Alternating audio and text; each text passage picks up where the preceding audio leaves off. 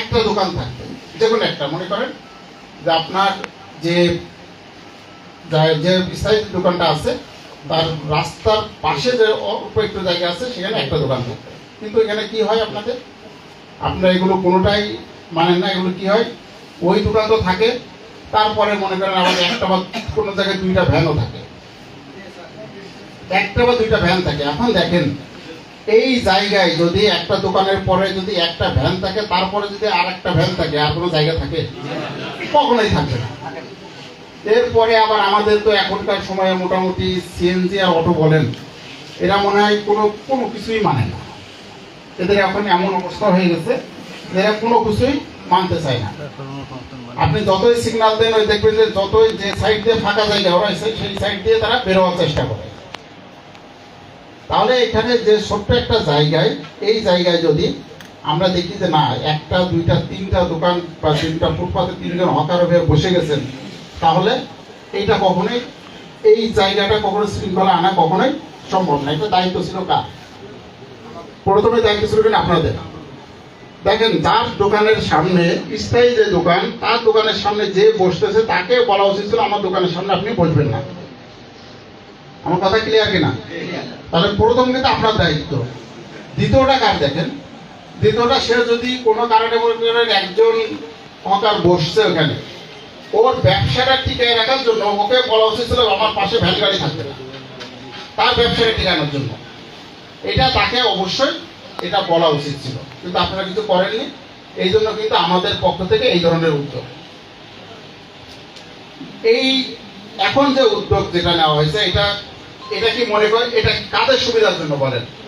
আপনাদের সুবিধার জন্য, অবশ্যই আপনাদের।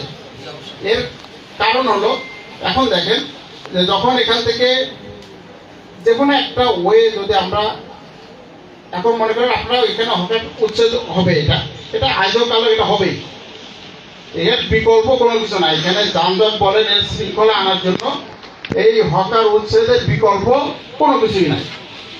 এখন আপনাদের বিকল্প যে প্রস্তাবগুলো, এই প্রস্তাবগুলো অবশ্যই আমাদের যারা সংশ্লিষ্ট যারা আছেন, জেলা প্রশাসক মহোদয় থেকে শুরু করে এখানে উপজেলা প্রশাসন বা পৌর প্রশাসন যারা আছেন, তারা অবশ্যই বিবেচনা করবেন। এটা তাদের একটা বিষয়। আপনারা দেখেন এখানে একজন কোন ভাই হলো বলছিলেন যে রাস্তার মাঝখানে গাড়ি ওই যে আইডি বা বোগদা এটা চেক করে। আমি যখন একদিন আমিও যাচ্ছিলাম, দেখে আমার সামনেই গাড়ি একটা এরকম চলে আসছে। এখানে যে রাস্তা, মানে রাস্তার এখানে তো রাস্তাই নাই। এখন ওই গাড়ি যদি কোনো কারণে যদি দাঁড় করায় ট্রাফিক, ও তো রাস্তার মাঝখানে দাঁড়াবে, এটা স্বাভাবিক, কারণ আপনার তো সাইড হওয়ার কোনো জায়গায় নাই। ওকে যে আপনি সাইড করবেন, এই সাইডে কোনো জায়গা আছে? জায়গা কি রাখছেন?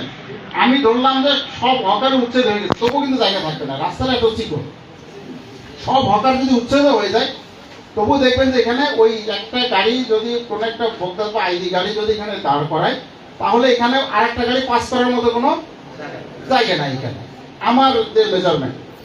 তাহলে ওখানে কি হলো যে ওখানে রাস্তার মাঝে যেহেতু ওখানে অনঅথরাইজড যে পার্কিং যেটা করছে, এই পার্কিং এর কারণে কিন্তু ট্রাফিক পুলিশ তাকে অবশ্যই ওখানে সিগন্যাল দিয়েছে বা কাগজপত্র চেক করছে, এরকম কোনো কিছু একটা হয়তো হতে পারে।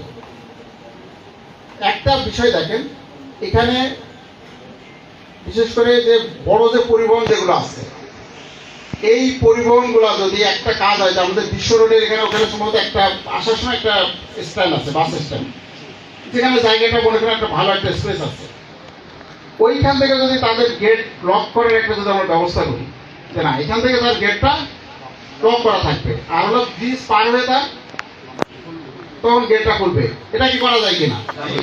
যে এর মাঝখানে কোনো জায়গায় সে যাত্রী ওঠাতেও পারবে না, যাত্রী নামাতেও পারবে না, ওখানে সে গেট লক করবে। তার যে আপনারা যে নির্দিষ্ট যে জায়গাটার কথা বলছেন, যেখানে বাস স্ট্যান্ড হওয়ার কথা, সেখানে তারা গেট লক করবে। গেট লক করে ঠিক একেবারে ব্রিজটা পার হয়ে একটা সুবিধাজনক স্থানে সেখানে গিয়ে তারা গেটটা আবার খুলবে। তাহলে এখানে খুব বেশি যে প্যাসেঞ্জারদের খুব বেশি হাঁটা লাগতেছে এরকম কিছু কিন্তু নয়, যে তাদেরকে এইটুকু জায়গায় আবার বিকল্প কোনো কিছু করা লাগতেছে কিনা। ঠিক একইভাবে যখন অন্য সাইড দিয়ে যাবে, তখন এই ব্রিজের এখান থেকে গেটটা লক করবে, ওই পাশে একটা সুবিধাজনক জায়গায় তারা গেটটা ওপেন করবে। আমার মনে হয় একটা কাজ করা যেতে পারে, এটা আমরা অবশ্যই এটা ভেবে দেখব। আপনারা এখানে বিকল্প কয়েকটা বিষয় বলছেন, এইটা সবচেয়ে একটু ভালো লেগেছে যে বাইপাসের কথা কয়েকটা বলেছেন, যে দুইটা বাইপাসের বিষয় বলেছেন। এই বাইপাসটা যখন হবে তখন অটোমেটিক কিন্তু বড় গাড়িগুলো বা যেগুলো সরাসরি বাজারে যাদের কোনো কাজ নাই, এই গাড়িগুলো খুব সহজে তারা পাস হয়ে চলে যেতে পারবে। সেক্ষেত্রে তারা বাজারকে অ্যাভয়েড সবাই করতে চায়, যে কোনো গাড়ি দেখবেন জ্যাম অ্যাভয়েড করতে চায়। তো এটা যখন অ্যাভয়েড করবে তখন দেখবে যে আমরা মোটামুটি একটা সমাধান পেয়ে যাব। আর একটা সিএনজি স্ট্যান্ডের কথা বলছেন, অবশ্যই সিএনজি স্ট্যান্ড যে বিষয়ে আমাদের সংশ্লিষ্টতা আছেন, এটা মনে হয় পৌরসভার আপনারা মনে হয় দেখেন সম্ভবত, ওনারা অবশ্যই এই বিষয়টি তারা অবশ্যই দেখবেন। এই সিএনজি স্ট্যান্ডের যে বিষয়গুলো আপনারা বলছেন সেটা অবশ্যই দেখা হবে।